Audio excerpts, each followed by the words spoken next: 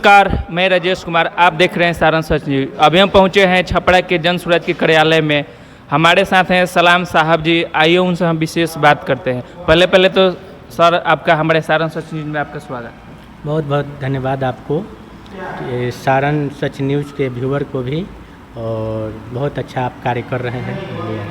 कल सर जो पूरे बिहार में आरजेडी के द्वारा चक्का जाम किया गया, बहुत सारा उसमें भी परेशानियाँ आम पब्लिक को दिखाया गया, क्या बोलिएगा? देखिए, चक्का जाम करने से तो आम पब्लिक ही परेशान होता है।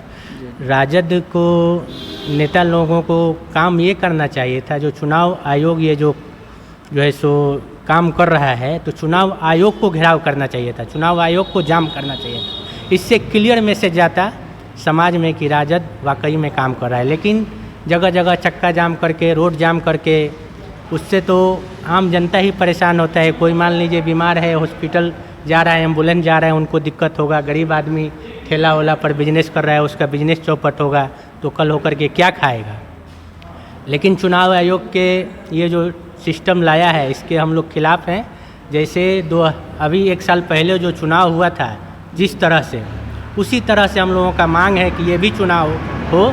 अगर नरेंद्र मोदी जी प्रधानमंत्री बने हैं 1 साल पहले इसी प्रक्रिया से, अगर मान लीजिए कि अभी वो कह रहे हैं कि सही नहीं है, प्रूफ कीजिए, तो वो भी इसका मतलब गलत तरीके से चुनाव जीते हैं। तो हम लोगों का मांग यही है कि जो पूर्व में 1 साल पहले चुनाव हुआ था, उसी के आधार पर ये फिर से दोबारा बिहार का चुनाव कराया जाए। ये जो जितना भी होता है किसी भी पार्टी के द्वारा किया जाता है, ये चक्का जाम, चाहे बिहार बन, चाहे कोई भी पार्टी हो, तो इसमें तो गरीब बुजुर्गों को क्यों कुचला जाता है? बिल्कुल, क्योंकि जो लोकतंत्र है, जब तक लोकतंत्र का मतलब आम जनता, गरीब तक, आखिरी पावदान तक ये नहीं पहुंचेगा कि इस वोट में कितना ताकत है। आप किसी को प्रधानमंत्री, मुख्यमंत्री बनाते हैं, कोई मुख्यमंत्री, प्रधानमंत्री आपको नहीं बनाता है। तो ये ताकत को समझना है कि हम ऐसे व्यक्ति को चुने जो हमारे हक का बात करे।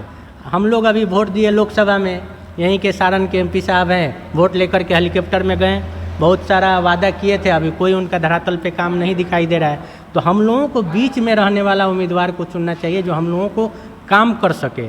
ऐसे व्यक्ति को जब तक हम लोग इस लोकतंत्र को नहीं समझेंगे, अगर काम नहीं करता है तो उसको 5 साल बाद चेंज कीजिए।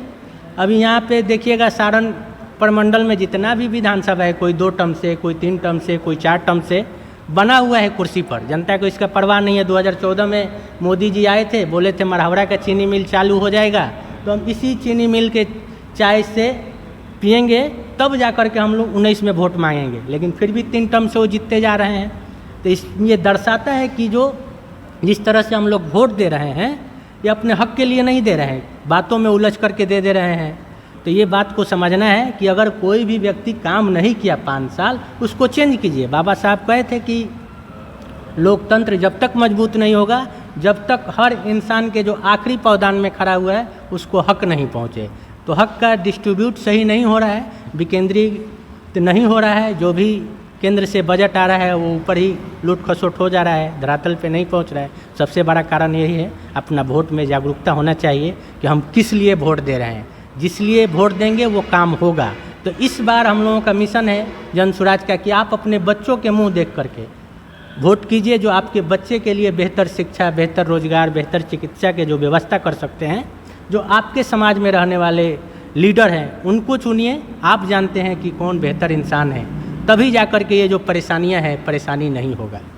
जो भी नेता आते हैं बड़े बड़े दावा करते हैं, लेकिन चुनाव खत्म हो जाने के बाद, वोट ले लेने के बाद, इसके बाद अपने खारा पर जो बात वादा करते हैं उस पर क्यों खारा नहीं उतरते? इसलिए नहीं उतरते हैं क्योंकि जनता खोज नहीं करता है।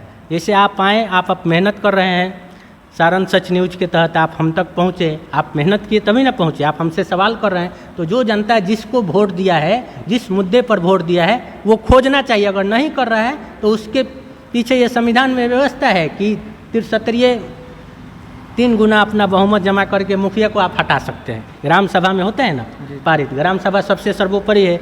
जो भी चीज़ का अगर पारित कर दिया गया, अगर मुखिया, सरपंच, विधायक, MP वो काम नहीं कर रहा है, तो ऐसा ही जनता जब खोज करेगा, अपना हक समझेगा, नागरिक का जो दायित्व है वो पालन करेगा, तब जा कर के लोकतंत्र मजबूत होगा और ये जो समाज में जो परेशानी है ये ख़त्म होगा। तो सिर्फ ये नहीं कि वोट दे देना और अपना दायित्व को भुला जाना, तो ये सबसे बड़ा दिक्कत है। जब तक आप जिस मुद्दा पे वोट दिए वो मुद्दा को नहीं खोज रहे हैं तो आप नागरिक के उस समान लेवल पे पहुंचने में अभी बहुत पीछे हैं। तो हम लोगों का यही जागरूकता चल रहा है कि आप वोट जो दे रहे हैं उस वोट का कीमत समझिए और जिस लिए दिए हैं उससे उस नेतृत्व से सवाल करते रहिए।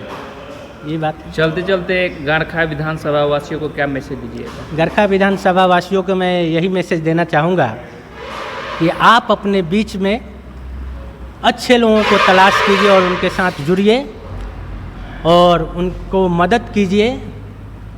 और जब आप अच्छे लोगों को चुनिएगा, जो मुद्दा है जिस मुद्दे पे आप चुनिएगा वो मुद्दा को खोजिए। सबसे बड़ा मुद्दा हमारे गरखा विधानसभा में शिक्षा का है। तो हम देखते हैं कि जहाँ भी आसपास में स्कूल है, सब सब्जेक्ट का टीचर है कि नहीं है, गांव के लोग जा कर के देखते नहीं हैं। वहीं उन्हीं के गांव में अगर ऑर्केस्ट्रा नाच कीर्तन आ जा रहा है तो पूरा गांव के लोग जा कर के कीर्तन नाच देखने लगते हैं, लेकिन उन्हीं के बगल में उनका लड़का पढ़ने जा रहा है जिस स्कूल में सब सब्जेक्ट का टीचर है कि नहीं है, सही पढ़ाई हो रहा है कि नहीं हो रहा है। अगर जब ये लोग देखने लग जाएंगे तो जो है सो वहाँ का शिक्षा व्यवस्था सही हो जाएगा। जब शिक्षा व्यवस्था सही हो जाएगा तो सारा चीज़ सही होने लगेगा। और दूसरा, न्याय के प्रति हर इंसान को जागरूक होना चाहिए। किसी के साथ अगर अन्याय हो रहा है तो आप लोग न्याय के लिए खड़े होकिए, तभी जा कर के आपका समाज कोई गरीब आदमी नहीं पीस पाएगा, कोई भी किसी को शोषण नहीं कर पाएगा। तो शिक्षा और न्याय और तीसरा रोजगार पर हम लोगों का मुद्दा है। हर आदमी को रोजगार देने के लिए जो नीति है वो बनाया गया है। 1 से 15 साल तक बच्चों को सही शिक्षा दिया जाएगा, 15 साल से 40 साल तक लोगों को अच्छा रोजगार दिया जाएगा। उनके बाद जो बुजुर्ग हैं उनको 2000 पेंशन दिया जाएगा। तो यही मुद्दा हम अपने गरखा विधानसभा में अपना पहुंचाना चाहेंगे और बहुत बहुत धन्यवाद। आपका नाम शुभ? मेरा शुभ नाम सलाम शाह हुआ।